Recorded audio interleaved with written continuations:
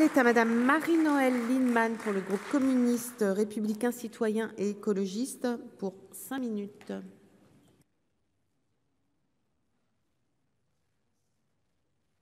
Madame la Présidente,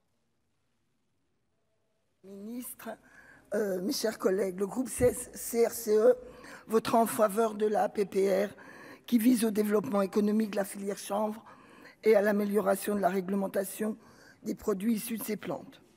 Tout devrait assurer un développement majeur de la culture et la transformation du chanvre dans notre pays. Les collègues l'ont déjà dit, la plante et sa culture, parfaitement adaptées au climat français, peu d'utilisation d'eau et d'entrants, pas de destruction des sols, au contraire, stockage efficace du carbone. Les usages sont variés, vous l'avez dit, tissus, nourriture, bâtiments, substituts naturels au plastique et bien sûr des vertus thérapeutiques. Alors pourquoi de telles opportunités ne se concrétisent-elles pas, en tout cas pas assez? Parce qu'une variété de chanvre, le cannabis, produit des fleurs, une fleur, aux effets psychotropes, est considéré comme un stupéfiant. Et au motif de combattre cette plante et son usage, les réglementations sont restrictives, bien au-delà de ce qui serait nécessaire, instables, freinant le développement de cette filière très utilisée pour la transition écologique. Désormais, il existe aussi, on le sait, des variétés avec un très faible taux de THC, tétrahydrocannabinol, qui ne sont sans effet psychotrope, sans effet stupéfiant. Il faut le rappeler. De surcroît, on sait qu'un autre principe actif, comme le cannabidiol ou CBD, a des propriétés apaisantes et dans certains cas même apaise les douleurs que d'autres formes de produits n'arrivent pas à affaiblir, et peut être évidemment issu d'une variété du cannabis, mais d'une variété, le cannabis sativa L.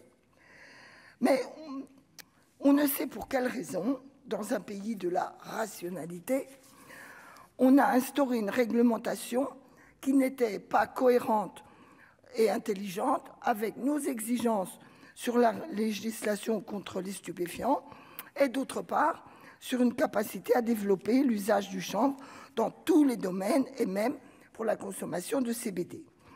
Car soyons clairs, il ne s'agit pas d'ouvrir ici ni de contourner le débat sur la législation du cannabis. C'est un autre sujet, il ne faut pas entretenir cette confusion. Or, on a plutôt l'impression que chaque fois qu'on évoque ce problème, on a les yeux rivés là-dessus, comme une sorte d'angoisse, alors que, je le répète, il faut avoir une attitude rationnelle qui ne confond pas tout. Donc, on a un mot d'abord sur la réglementation du CBD. Nos collègues l'ont déjà expliqué, on l'a maintes fois évoqué ici, sur les imbroglios, les enjeux, les incompréhensions. Moi, je vais vous dire une chose, je pense qu'en l'état actuel de la situation, il faut s'en tenir à la réglementation européenne. Les autres pays ne sont pas plus insouciants par rapport aux risques de santé, au risque des stupéfiants. Et il faut donc prendre cette réglementation, l'adapter à notre pays de manière claire et en particulier permettre l'usage direct de la fleur et des tisanes de ces plantes. Car elles ne sont pas stupéfiantes. Alors j'entends bien nos collègues qui nous expliquent que l'Europe s'interroge sur la révision de ces législations. Eh bien écoutez, prenons-la telle qu'elle est et on évoluera quand l'Europe aura évolué. Vous savez, l'argumentaire, on va attendre l'Europe pour voir comment ça va évoluer. On l'a entendu sur les GAFAM, on attend toujours. Donc je suggère qu'on agisse dans le cadre de la législation actuelle et qu'on évolue le moment venu. Ça suppose d'ailleurs qu'on développe, et c'est dans la PPR, des organes de contrôle. Contrôle des tests. Il y a des tests maintenant qui séparent les stupéfiants cannabis et le CBD, et les teneurs en THC.